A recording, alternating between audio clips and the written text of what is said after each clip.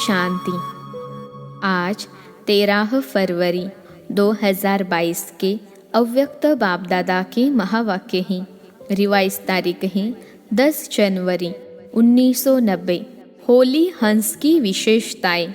आज सर्व बच्चों को विशेष आत्मा बनाने वाले बाप दादा हर एक होली हंस की विशेषता देख रहे हैं।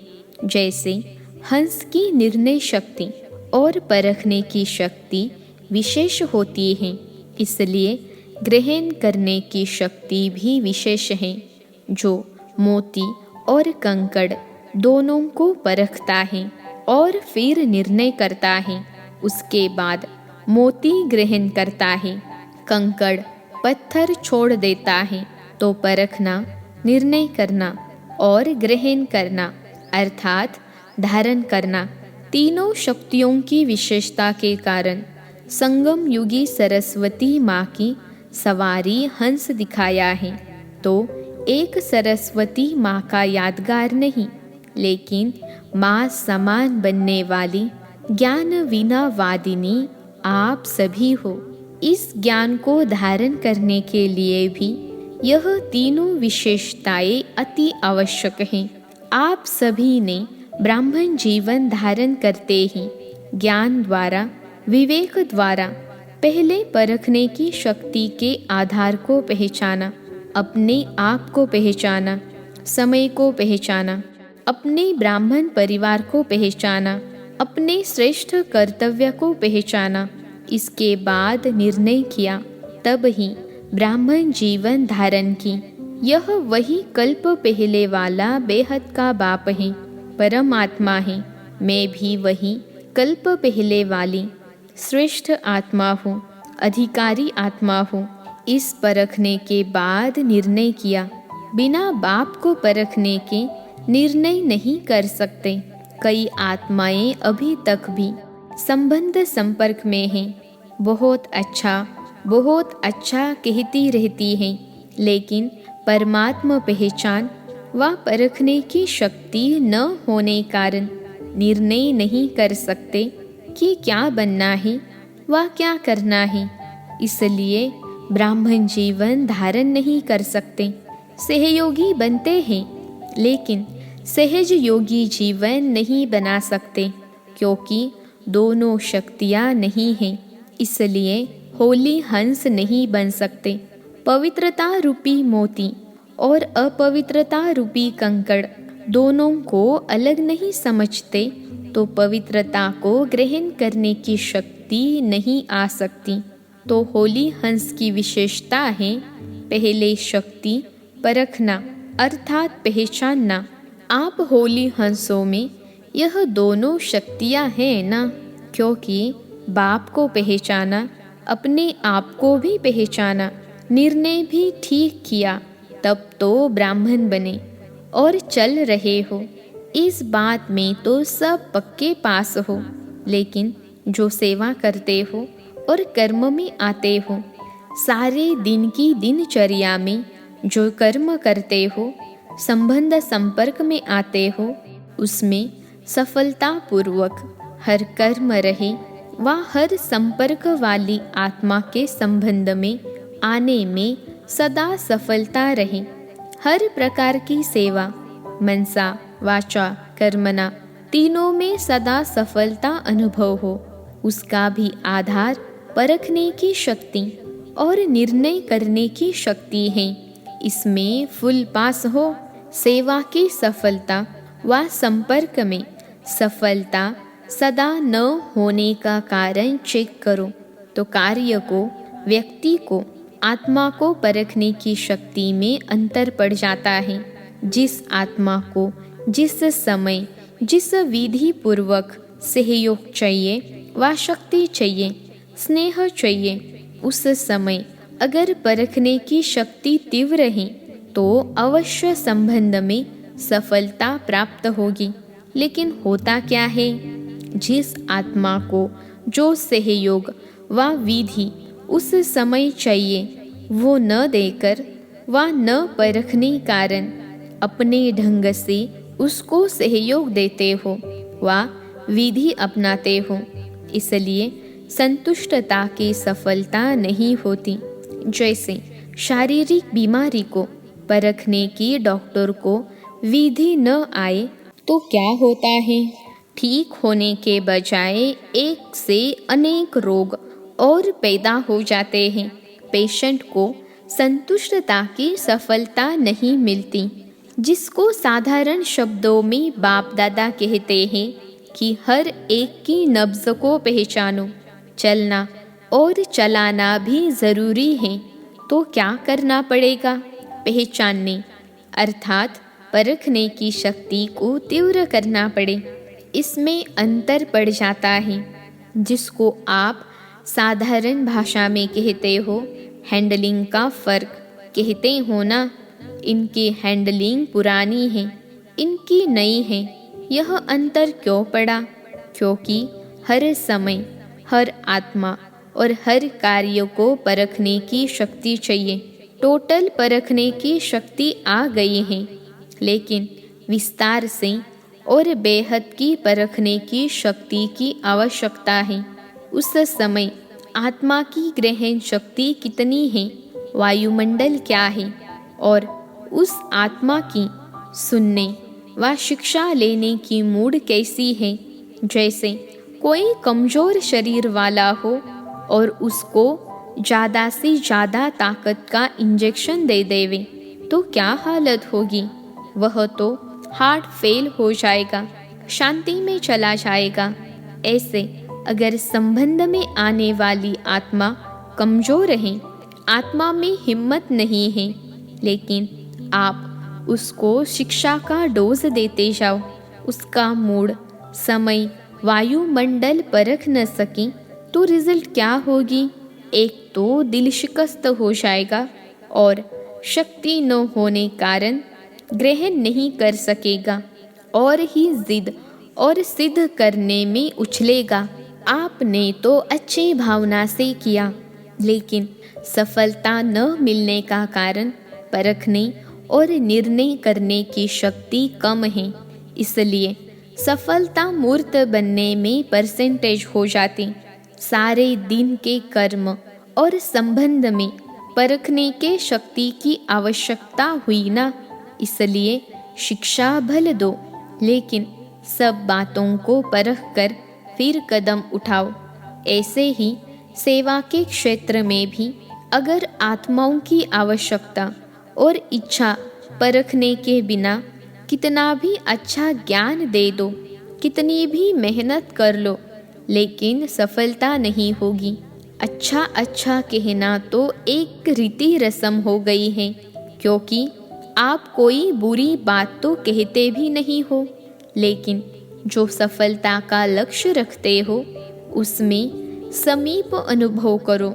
उसके लिए परखने की शक्ति अति आवश्यक है।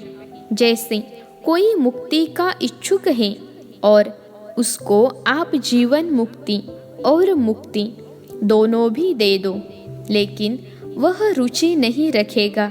पानी के प्यासे को 36 प्रकार का भोजन दे दो, लेकिन वह संतुष्ट पानी की बूंद से ही होगा, न कि भोजन से।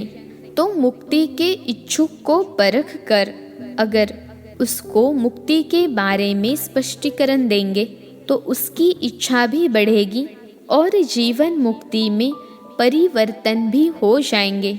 किसको धारणा की बातें सुनना अच्छा लगता है, उसको आप कल्प 5000 वर्ष का व गीता का भगवान कौन यह बताना शुरू कर दो तो और ही इंटरेस्ट खत्म हो जाएगा। इसलिए सेवा में भी आत्मा की स्थिति व उसकी अवस्था क्या है उसको परखना आवश्यक है। तो सेवा में सफलता का आधार किस शक्ति पर हुआ? परखने की शक्ति चाहिए।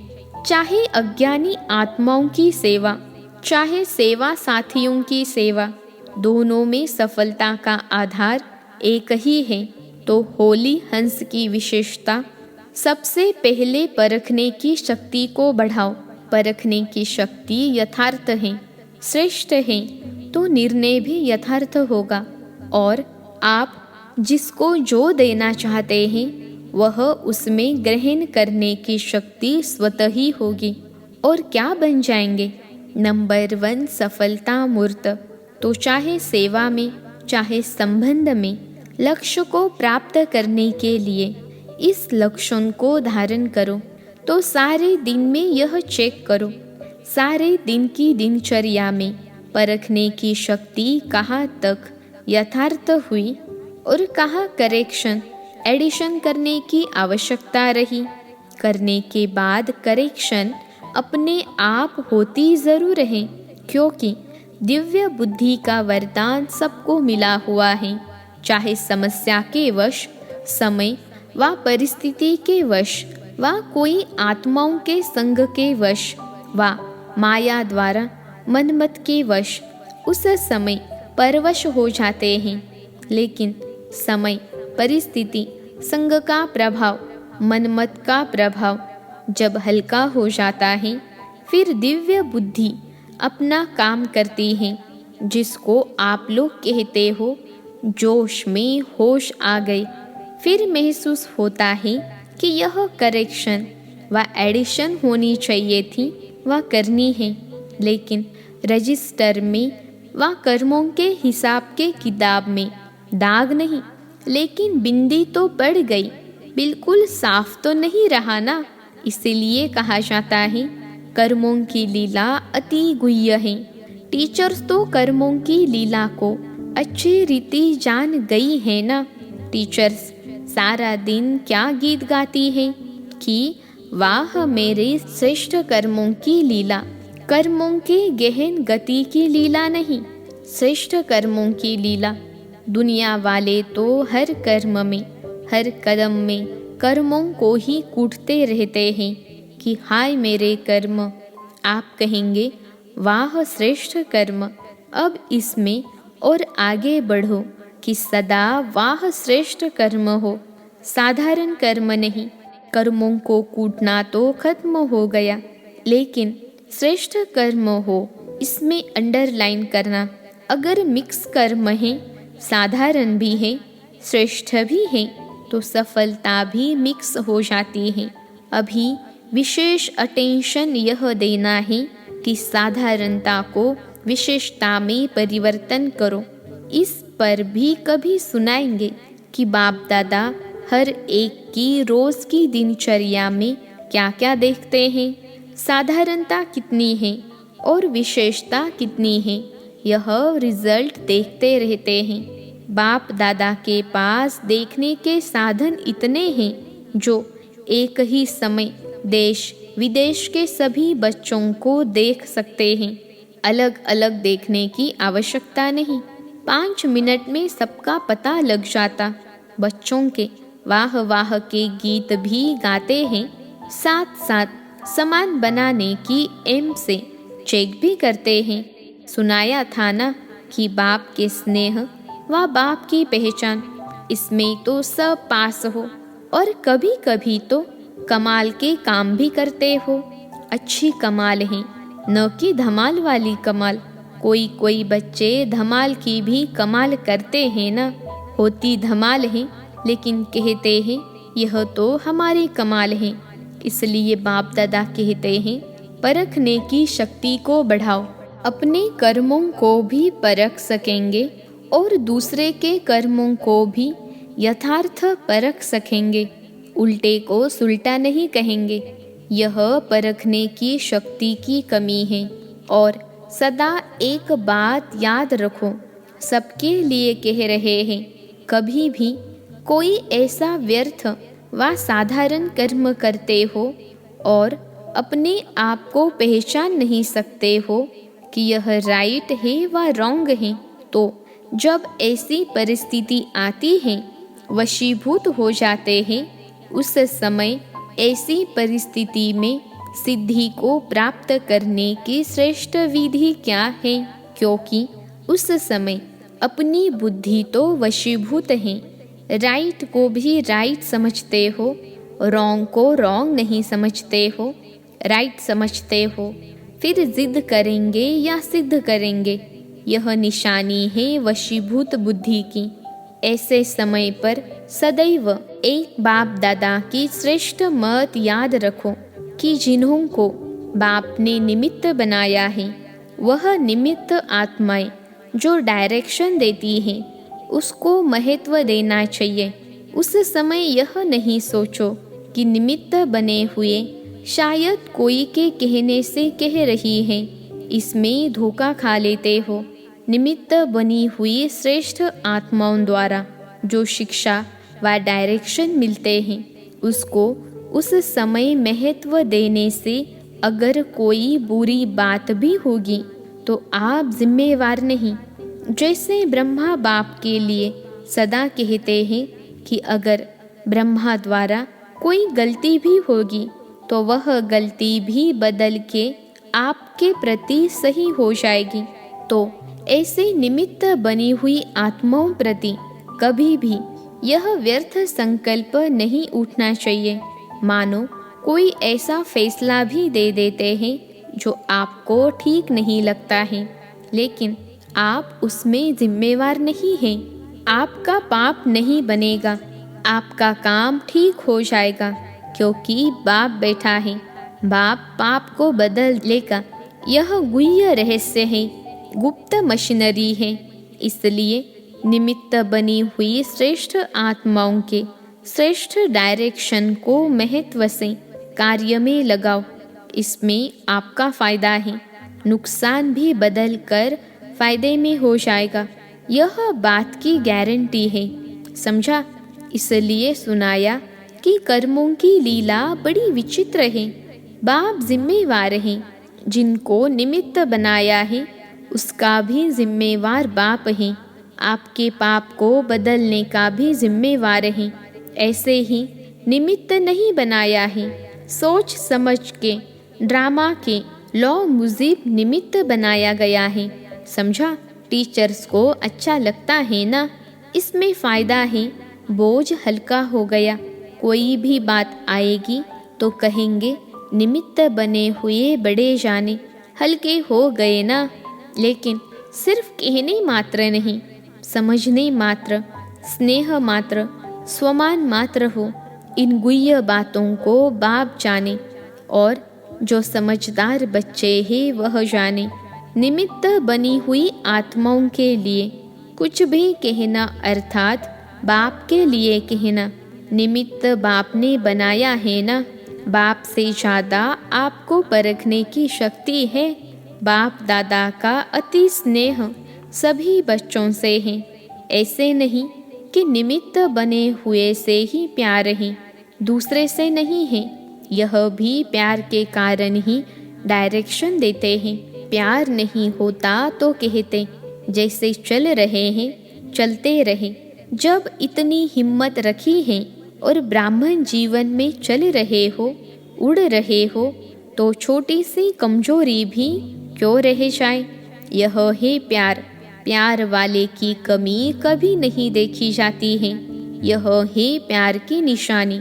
जिससे दिल का सच्चा प्यार होता है, उसकी कमी को हमेशा अपनी कमी समझते हैं। अच्छा, कोई भी कार्य करो तो कभी भी कोई हलचल के वातावरण के प्रभाव में नहीं आओ। अपना प्रभाव डालो तो वह आपके प्रभाव में आ जाएंगे। और दिल से यही निकलेगा कि सफलता हमारा जन्म सिद्ध अधिकार है। हिम्मत का बहुत महत्व है। कभी किसी बात में घबराओ नहीं। 1000 भुजाओं वाले आप भी हो। बाप की 1000 भुजाएं आपकी भी तो हुई ना। अच्छा, चारों ओर के सदा परखने की शक्ति की विशेष आत्माओं को सदा हर कर्म और संबंध में श्रेष्ठ सफलता प्राप्त करने वाली सफलता मूर्त आत्माओं को सदा हिम्मत और शुभ भावना और शुभ कामना द्वारा परिवर्तन करने वाली शक्तिशाली आत्माओं को सदा वाह मेरे श्रेष्ठ कर्म के खुशी की गीत गाने वाले बच्चों को बाप दादा का याद प्यार और नमस्ते। हम रूहानी बच्चों की सिखिलते रूहानी बाप को याद प्यार, गुड मॉर्निंग, और नमस्ते बाबा नमस्ते। आज का वरदान है, शांति की शक्ति से संस्कार मिलन द्वारा सर्व कार्य सफल करने वाले सदा निर्विघ्न भव। शांति की शक्ति से संस्कार मिलन द्वारा सर्व कार्य सफल करने वाले सदा निर्विघ्न भव। विश्लेषण है, सदा निर्विघ्न वही रह सकता है जो सी फादर फॉलो फादर करता है। सी सिस्टर सी ब्रदर करने से ही हलचल होती है। इसलिए अब बाप को फॉलो करते हुए बाप समान संस्कार बनाओ तो संस्कार मिलन की रास करते हुए सदा निर्विघ्न रहेंगे। शांति की शक्ति से अथवा शांत रहने से कितना भी बड़ा विघ्न सहज समाप्त हो जाता है और सर्व कार्य स्वतः संपन्न हो जाते हैं। आज का स्लोगन है, त्रिकालदर्शी वह है जो किसी भी बात को एक काल की दृष्टि से नहीं देखते, हर बात में कल्याण समझते हैं। त्रिकालदर्शी वह है जो किसी भी बात को एक काल की दृष्टि से नहीं देखते, हर बात में कल्याण समझते हैं। अच्छा, ओम शांति।